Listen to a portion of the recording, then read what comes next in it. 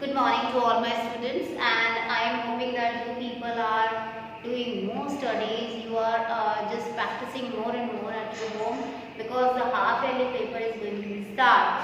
As we have discussed before, the different forms of business organizations. Now today we have just chosen the next topic, that is the private, public and global enterprises. As we have just studied in the different forms of organization about the private sectors, the private organizations. Now today we will try to understand and will study about what are the public enterprise. So before studying what is the public enterprise, you must know about what are the actually role of the public sector as well as the private sector after the independence.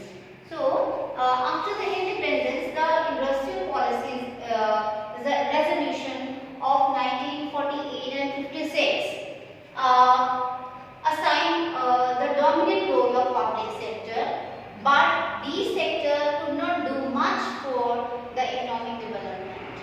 That's why in 1991 the government adopted the new economic policy, which is actually called the LPG. LPG means the liberalization, privatization, and the globalization, where the private sector assigned more important role.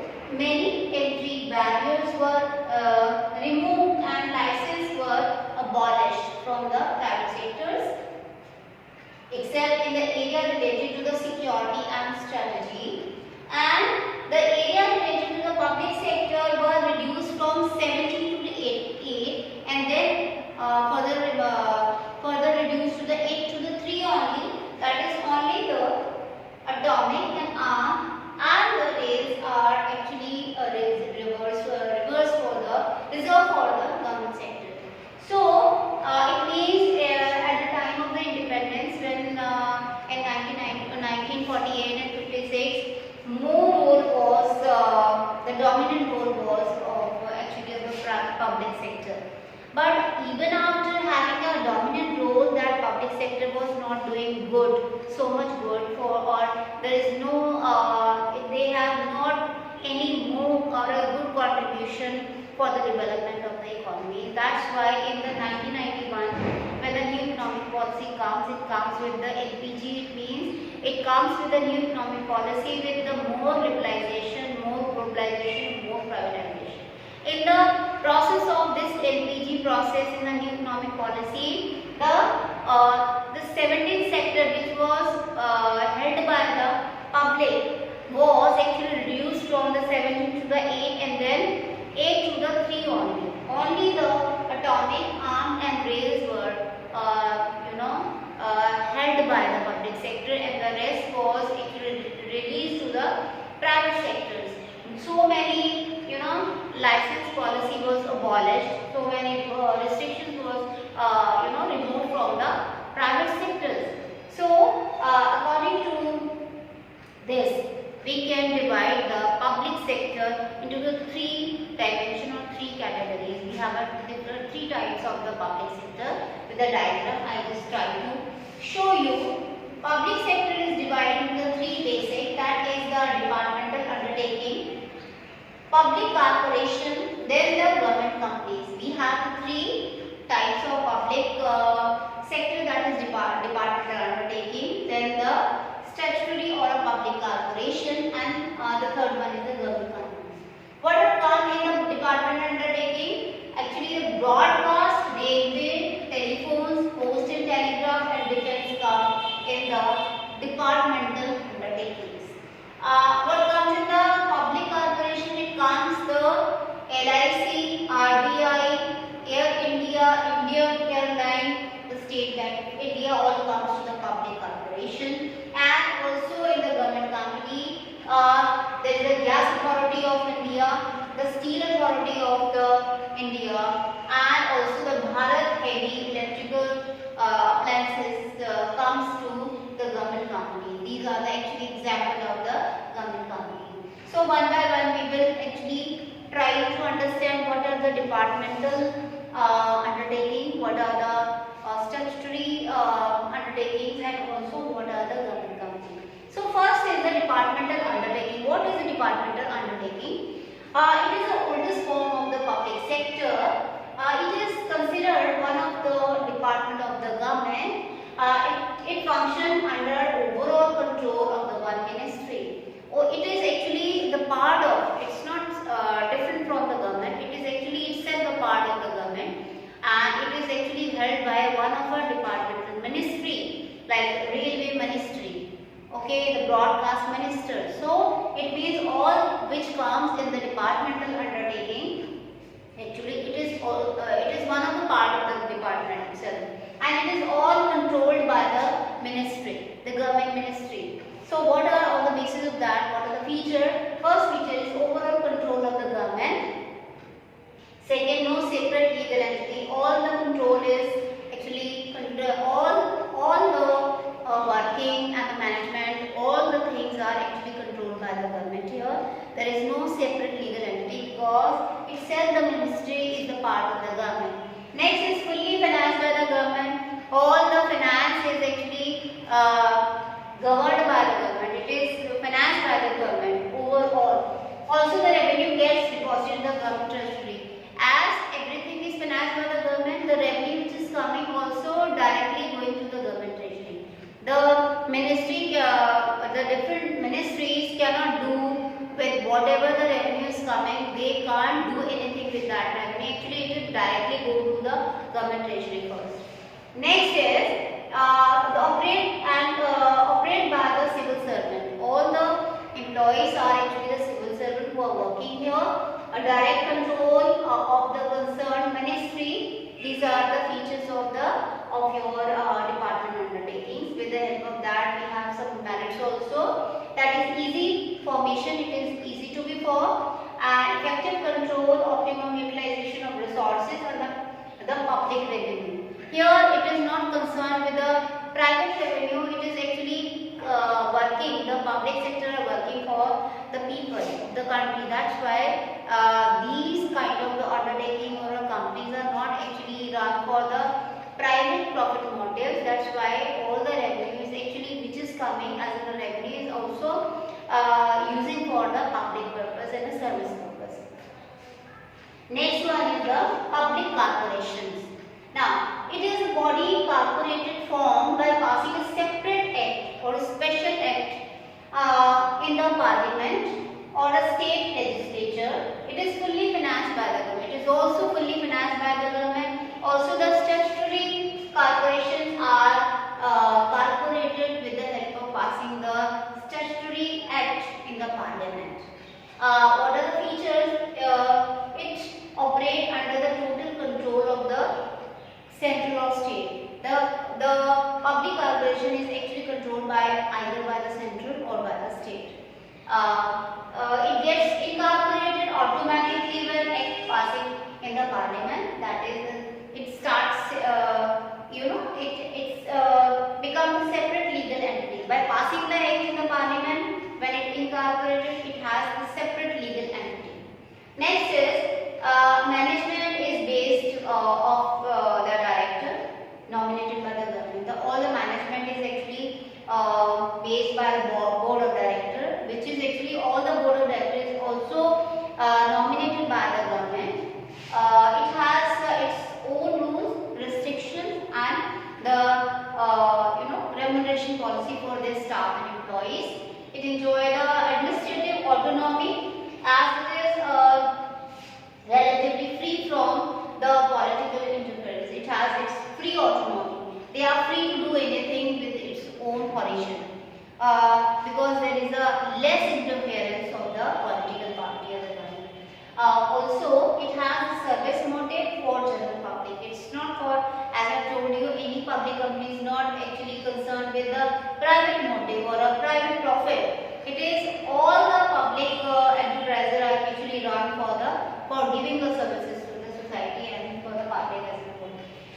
It is accountable to the parliament for its operation. Also, it is accountable to the parliament because it is actually formed with the help of passing the act in the parliament. That's why it is all the operation which they are doing, these companies are doing, actually they are accountable in front of the parliament.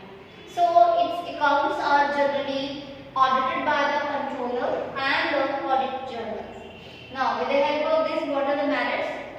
Administrative autonomy. That is the, you can say also it is a merit because they are free to do anything. They are free to do the major decisions with their own. They are not need to wait for anything. Next is the quick decision.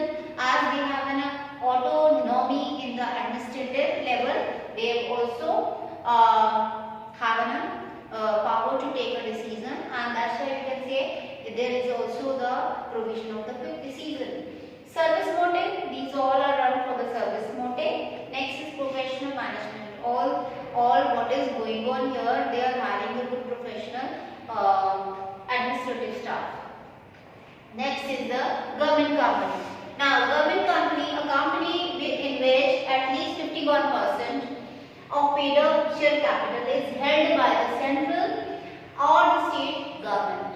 I am repeating it, the company which is which has at least 51% of the paid-up share capital is held by the central or the state government. The government company are governed and ruled by the provision of the Companies Act 1956 as the other companies are registered. So, what are the features of the government companies?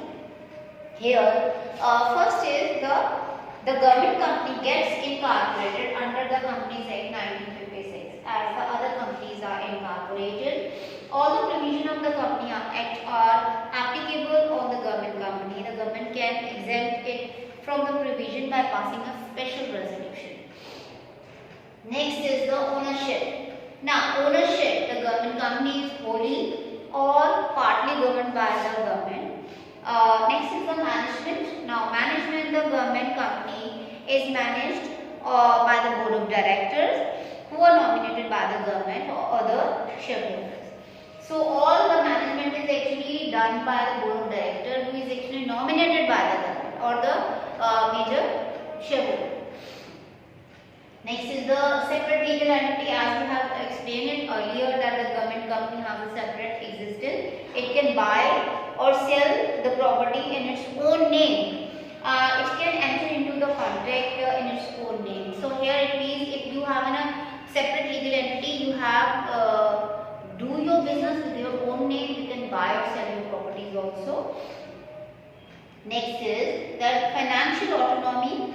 The government company enjoys the borrowing power. It can raise capital or by issue of various securities. It is free to use its revenue for the growth and the expansion of the company because they are the free autonomy of finance. So they can, whatever it is coming as in a revenue, they can also use this for the benefit and the expansion of their particular companies. So next is, with the help of this, we can also have the advantages. First advantage is the administrative autonomy, as we have explained it earlier also. The government company is also the administrative autonomy because we can say that here they have the freedom to take decisions. They have freedom to take what they want to pass as for the future plan. They can do it. Next, greater flexibility because they have the administrative autonomy. So that's why they have also the greater flexibility in passing any decision or taking any decision. Efficient staff, the government company can have their own rules and regulations. They can appoint professional and specialized people by offering better services and salaries. Next is collaboration. The government companies can avail and accommodate managerial skill, technical know-how or expertise of their private enterprises by conveniently collaboration with it. So these are all about the government companies. So we have just studied about what are the public sector. In this we have just studied about the departmental undertaking. Then we have studied about public corporation, which is actually passed by or incorporated by passing the special resolution, statutory resolution in the parliament.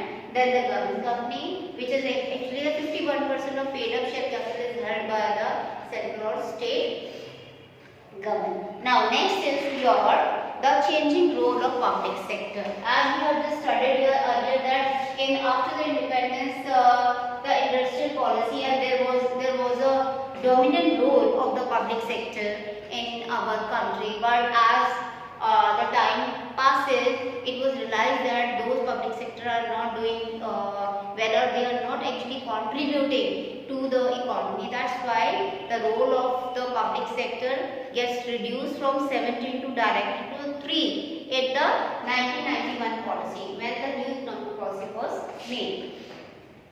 So here we are talking about the changing role of public sector. The public sector has been playing a vital role in the economic development of the country. Despite their impressive role, public sector in India suffer from several problems such as poor project planning, excessive overheads, overstaffing, underutilization of the capacity, insufficiency, etc. The overall, to overcome these problems and to bring improvement in the efficiency level of the public sector, some steps are taken by the government. So we cannot, although we have so many problems with the public sector, even then we cannot abolish properly the public sector, because although they are actually not giving part of giving more to the rise in the public, even then they are actually catering the the issues of the country. What are they? Although the performance of the public sector enterprise is not remarkable, but then also government cannot ignore the development of public sector enterprise, because these enterprises help to overcome the social problem of poverty, unemployment and imbalance in regional growth, etc. Because public sector are actually governed to service the society, to serve the country actually. They are not run for the private profit making. That's why we cannot ignore the public sector. So we cannot ignore the public sector, but we can do much better to revive some units and some of the area where we can do and we can revive them. So the government has taken various steps in changing the role of public sector so that its efficiency can increase. What are those steps the government has taken? We are going to study it. So first, change role of public sector. The government policy towards the public sector since 1991. The 1991 was a remarkable year, because in that year the new economic policy was introduced, which actually changed the scenario of the economy of our country. So the government of India has introduced 4 major reforms in the public sector in its new economic policy of 1991. What are those? First is